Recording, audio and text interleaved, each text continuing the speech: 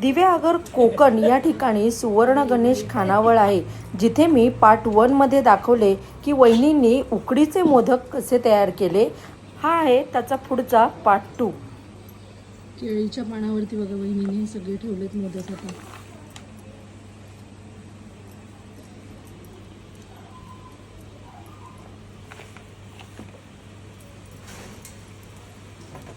किती मिनिटं वाफ द्यायची वहिनी ह्याला?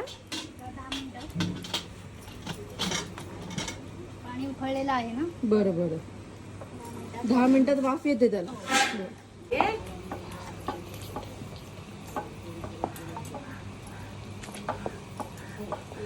थंड पाण्याचा हात घेऊन वहिनीने गरमागरम मोदक बघा बाहेर काढलेत.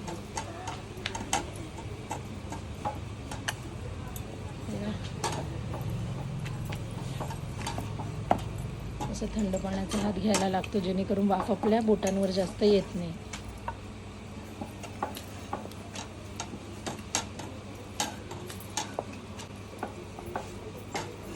इथे आजी या चपात्या करतायत, ह्या लाटतायत, या भाजतायत. आणि आपली आजी पण बघा तिथे फास्ट चपात्या चालल्यात.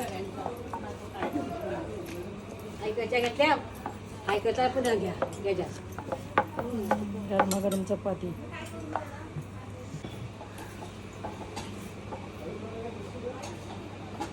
हा हा हा.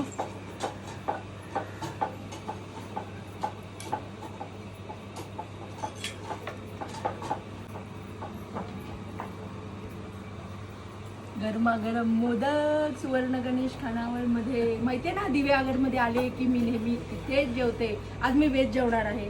आज सोमवार आहे, आज नो नॉनव्हेज, म्हणून मी आज गरमागरम मोदक आणि माझी व्हेज थाळी पण येणार आहे. सोबत तूप आहे. त्या 2 वहिनींनी मिळून हा सगळा स्वयंपाक केलेला आहे. Thank you thank you. म्हणून मी सांगते, दिवेआगरमध्ये येणार असाल तर नक्की सुवर्ण गणेश खानावळमध्ये भेट द्या. आणि इथे बघा आमच्या वायरल आजी चपात्या करतायत. आजी इकडे बघा, आजी बघा, आजी बघा, आजी बघतच नाहीये दादा. असं कसं नको म्हणतात, आजी कसं नको म्हणते. हे बघा हे बघा हे बघा हे बघा, किती आजीनी नको म्हटलं तरी आम्ही दाखवू. अशा इथे एक दुसऱ्या आजी आहे, त्यांना मदतीला या एक ताई असतात. आणि इथे इथे एक छोटासा लपून बसलेला आहे.